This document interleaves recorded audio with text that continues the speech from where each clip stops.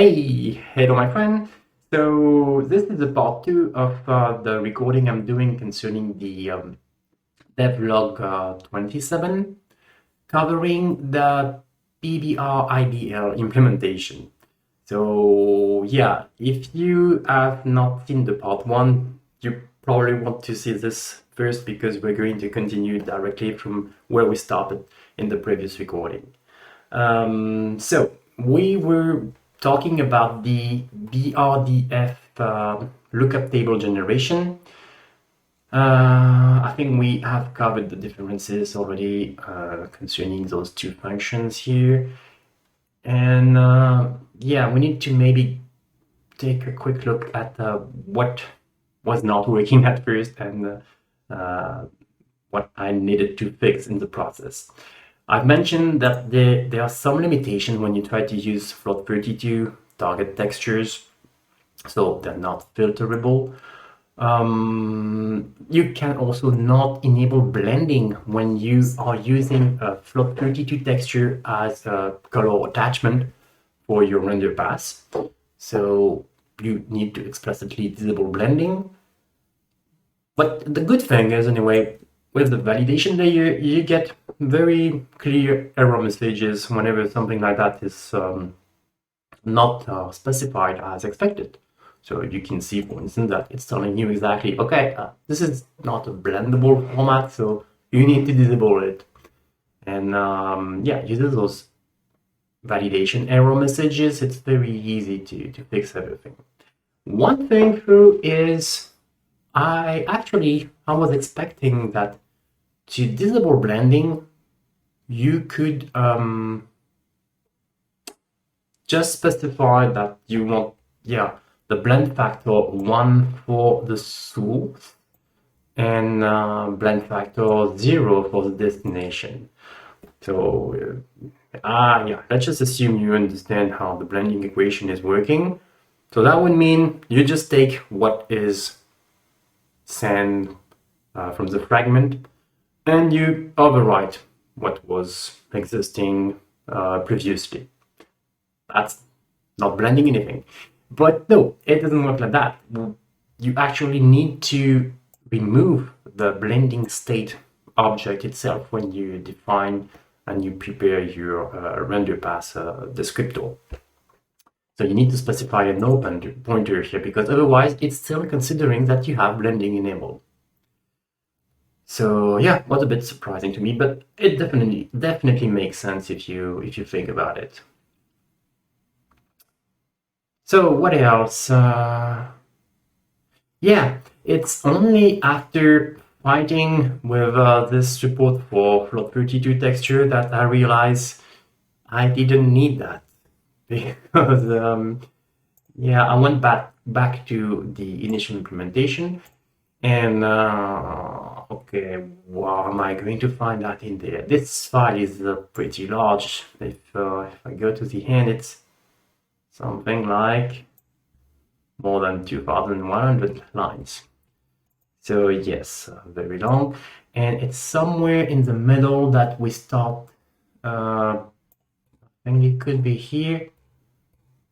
This one is for a cube map generation. I don't know which one. Generate Irradiance. So we'll get back to this one. But this part is probably for the BRDF lookup table.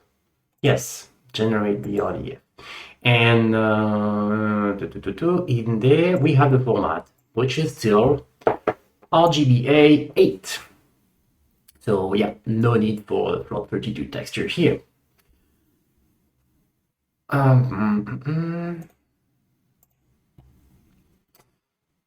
So I went back to using this single byte, unsigned byte format, but still disabling blending. And then when you do, you just render node which is not providing anything in the vertex, and you're just making a draw call with 6 vertices here because instead of rendering a single triangle covering more than the required space on the clip space, I kind of prefer to still render two triangles and make them match exactly the area I want to cover.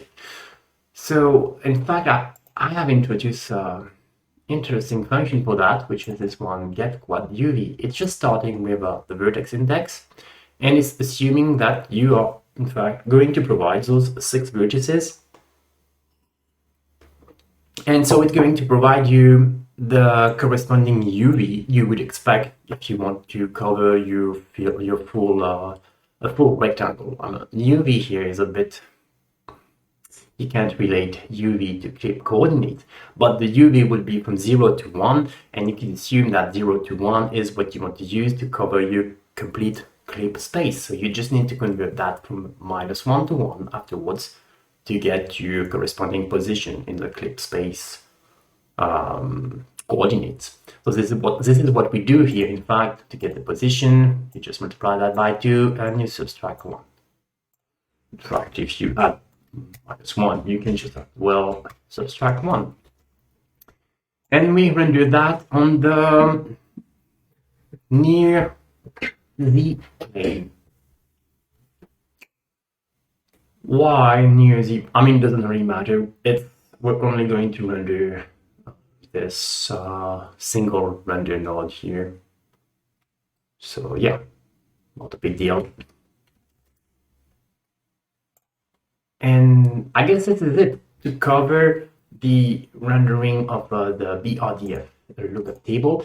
Then what I was doing at this point, I was trying to display this texture because, as I said, I had prepared the show texture shader. So in the setup app, come on, where are you? Setup app function, I was first just generating that, not really calling those two, and preparing everything. And then at the end here, I had this additional render node where you use this show texture and you try to retrieve the attachment from the render pass number 0, which is the first one that we have created in the list of render passes. So that's the BRDF lookup table generation. And in fact, I have that used now here, so I could just want to use this texture directly. And if you replace it here, and we try to rebuild that,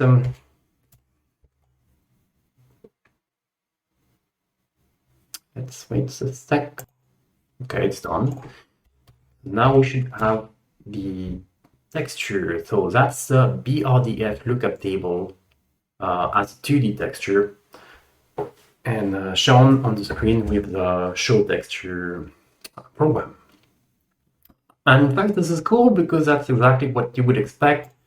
You have a few pictures like this one in different location, and of course, now that I'm looking for that, I'm not going to find it. Let me just find that. Okay, so here you have it. For instance, this was on the PBR-IBL page, Learn upon GL. So looking exactly the same, which was a good sign. And after that, I could move to the second part. So let's just comment this part because it's taking a lot of space.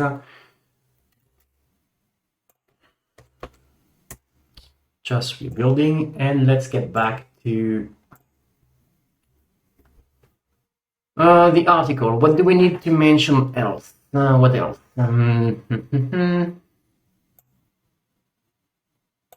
Yeah, definitely this is going to be helpful at some point to be able to use those float 32 textures, so it was good to implement that anyway.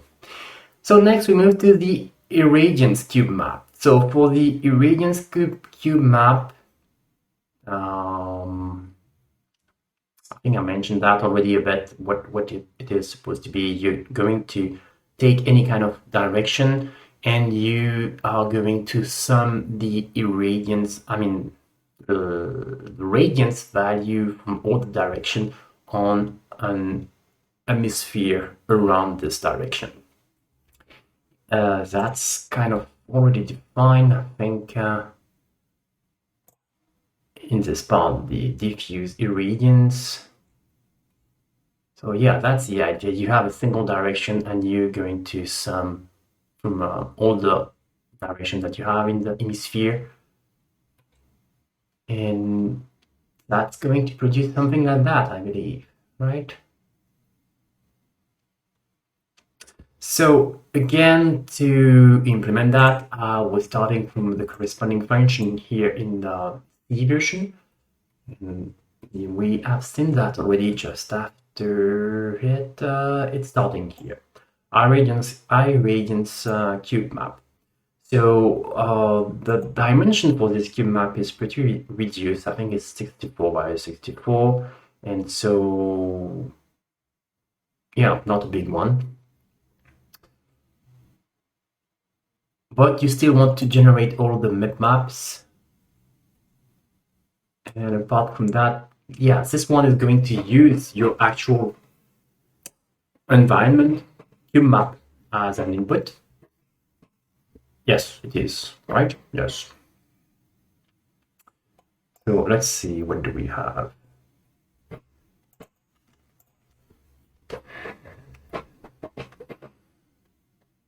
So in this case, I actually started with creating the cube map myself, providing the dimension, the format that I want. Usage would be render attachment, because I'm going to render into this texture, and texture binding, because I'm going to use that to sample some texel later on in the PBR-IBL shader itself. One thing that I did differently compared to the C version is that I'm actually able here to render directly into this texture.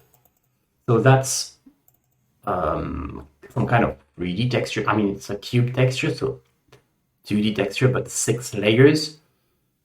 And you can, in fact, when you have a render path, where do I have that?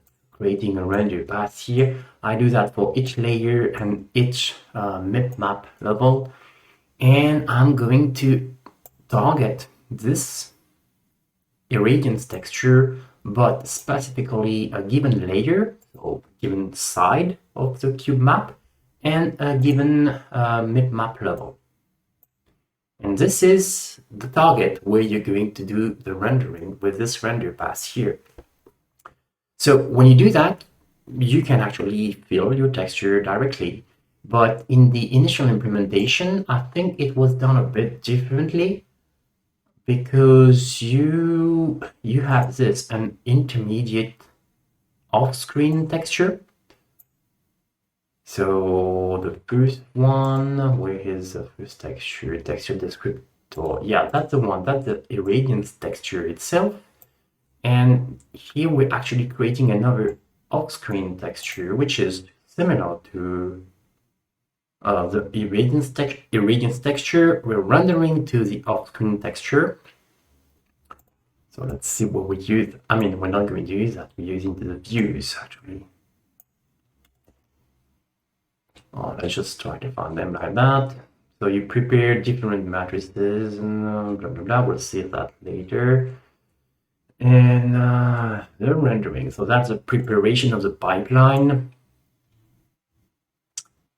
That's where you will find the shader that are defined for the irradiance. We'll have a look at this. And color attachment, you're assigning. Okay, that's how you do the rendering. When it comes to do the rendering, you're going to render to those off-screen textures, because this is what you use as a color attachment. And so you render all the maps and all the layers, so all the faces of the cube. And when you're done with that, you are going here to copy the data from the off-screen texture into the irradiance texture. So this actually I could bypass completely by rendering here directly into the irradiance texture. So this is a bit different, but yeah, the result seems okay. So I would assume it's working. What else should I mention? Yes, for the first, at the very beginning when I was trying that, I was iterating on each layer and each bitmap, and then I was creating a render pass and also calling this render node. So creating a render node. And in fact, when I create a render node, I'm also creating an underlying render pipeline, which is supposed to be something expensive you don't want to do, well, continuously. So that's something you want to optimize, I believe, when you use a web GPU. And in fact, it's not really how it was done in the reference implementation, because if you check this one, you are going to create a pipeline before, that's it, it's here, and you do that only once. So you create your pipeline, and then you could reuse the pipeline for all the layers and all the bitmaps, which makes sense actually.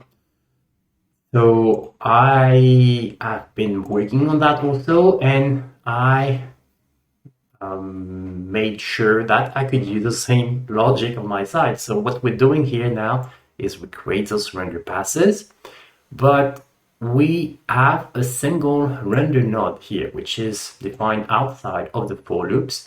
And this is defining a render pipeline using this shader. And we are going to reuse this render node for all the render passes. So not recreating the render pipeline, we're using a single one. And yeah, another very nice thing I have added here is the support for, well, simplified support of dynamic offsets. And I'm not sure if I have talked about that already here. Let's see. And let's see at the same time what I'm missing.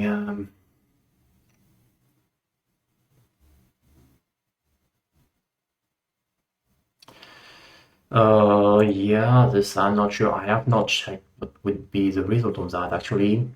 So I still no idea how to answer this question, but never mind. And what else? Yeah, as I said, the C implementation is using this intermediate off screen, but I tried from the very beginning to bypass that and it was working fine.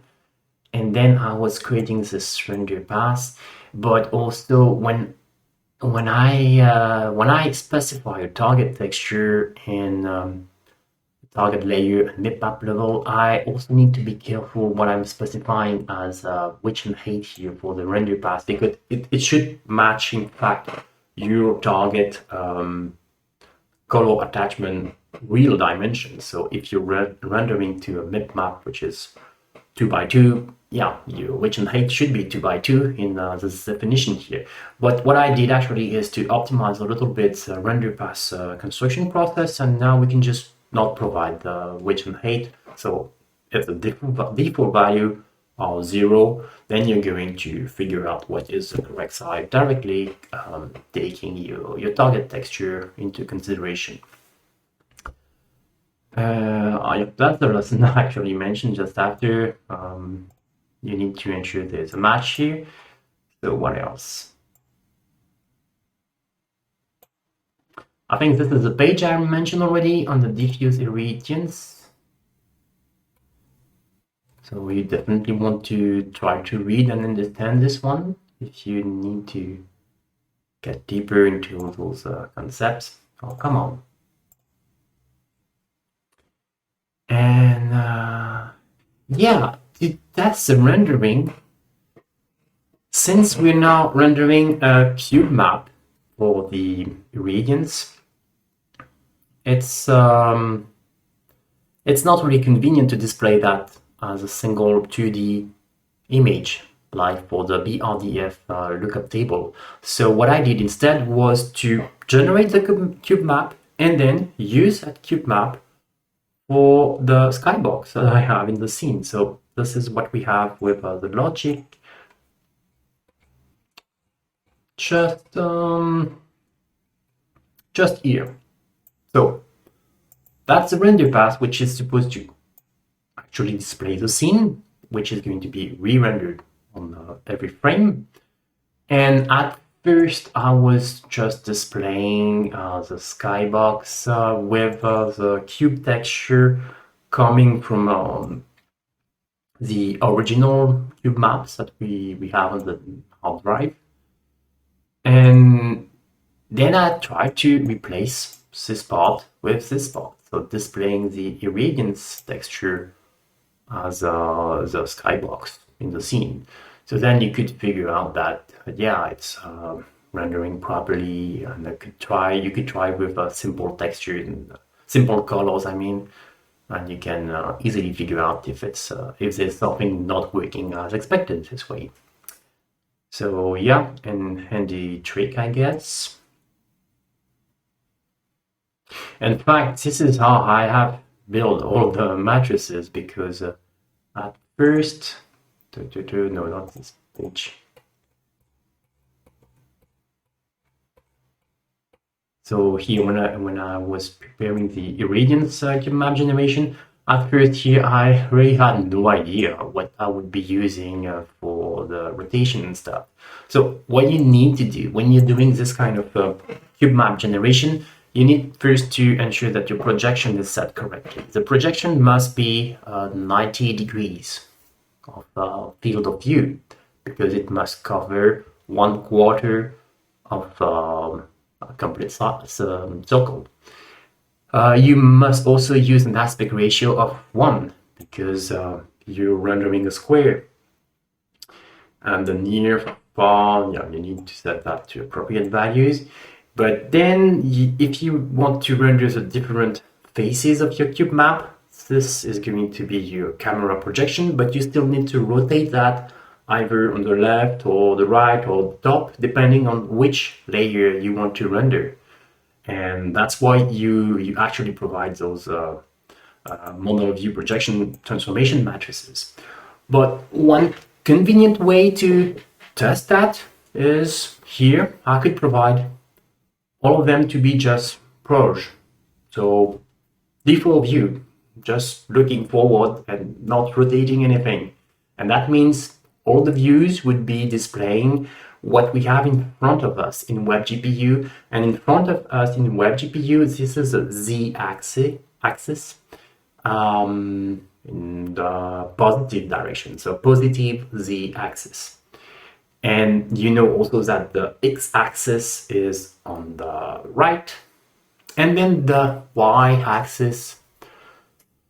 That's a good question. I always forget exactly. I think in WebGPU, no, I don't think anything. I'm not sure. I don't know if it's up or down. It's the opposite of WebGL, but I don't know either in WebGL if it's up or down.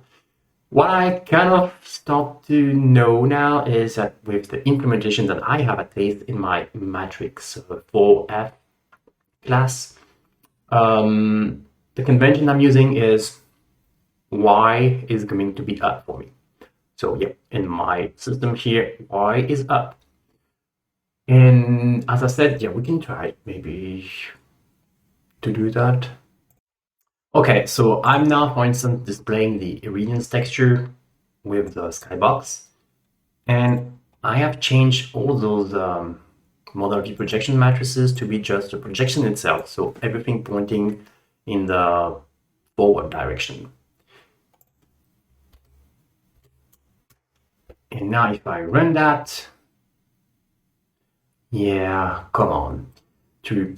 This is the forward direction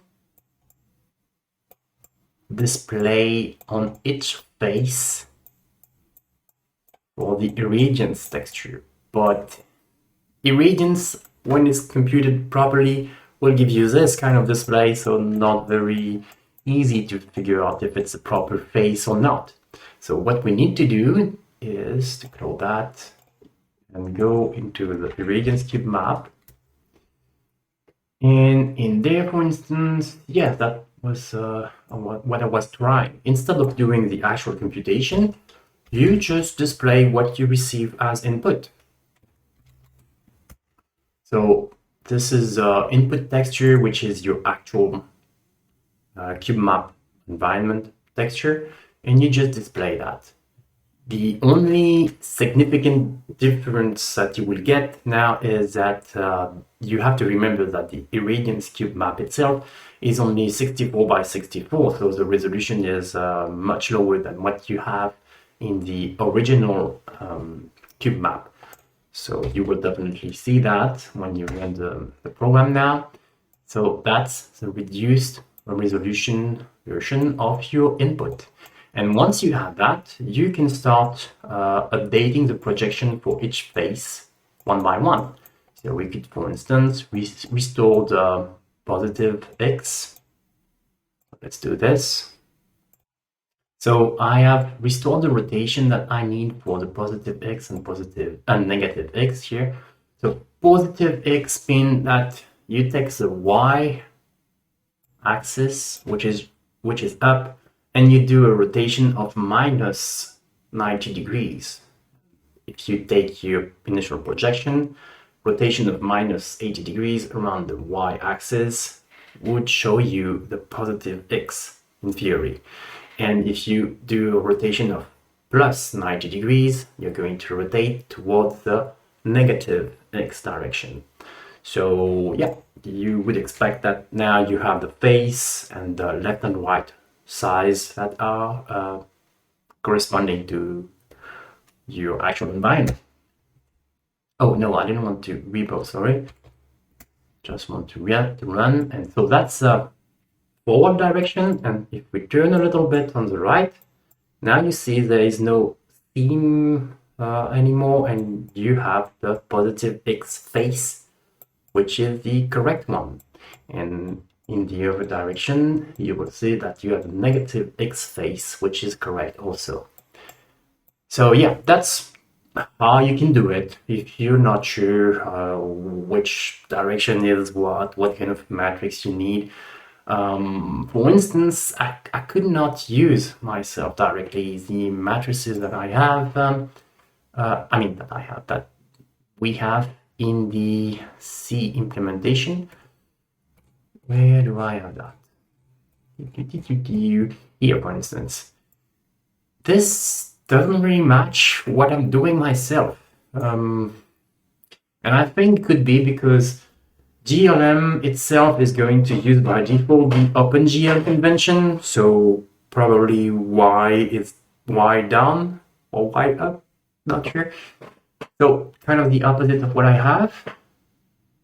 So maybe this would explain it, I'm not sure. I didn't really think about it carefully, but not the same thing as what I have anyway. Okay, let's just revert a little bit to changes. Oh, come on, already so long. Give me a sec. All right.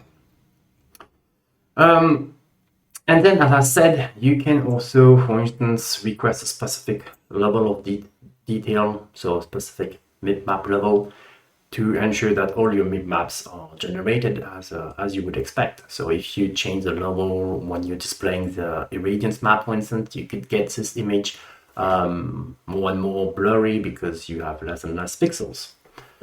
And boom. So that's the final Irradiance map in the background once you activate the computation. And this is it for the this was the initial version of it, and at that time I was still using what I mentioned initially. So the render node defined their render pass, so the rebuilding of the pipeline every time. Since you have 49 passes already, that's not so good. And so I have been working on that, and finally got to the point where I have a single shared render node. One thing I didn't really insist on so far is this dynamic buffer. That's something I had already introduced in my previous article on the PBR basic rendering. So like a nice way of keeping track of a CPU structure on one side and the corresponding buffer on the GPU side. And what I did here was to extend this dynamic buffer to also support multiple structures which you would use then with dynamic buffer offsets on the GPU side. Basically, this is replicating what we have in the C part here. You see that you're preparing blocks of data. These are marked as push blocks, but they're not used as push variables, I believe. So you're going to populate that. And then, yeah, you create a buffer from it. And when it comes to the rendering, where is it? No, I'm not looking for the appropriate thing. You need this vertex buffer.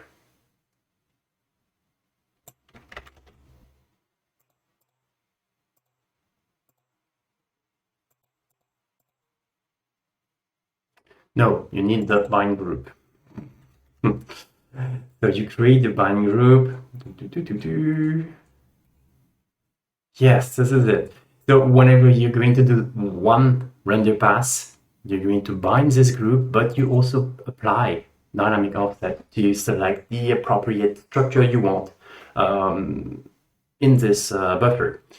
So we have that now available with the dynamic buffer system, and we're using this, for instance, for the matrices.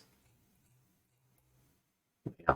So this, for instance, this uniform buffer, you know, with this 6 value that you have 6 elements, and you need to, you can just assume that you're providing the elements one after another, like here, it's a simple list, but internally, this class is going to provide you with the appropriate alignment that you need, because you have to respect this 256 bytes minimum alignment requirement when you are pushing a buffer on the GPU and you want to use dynamic offsets.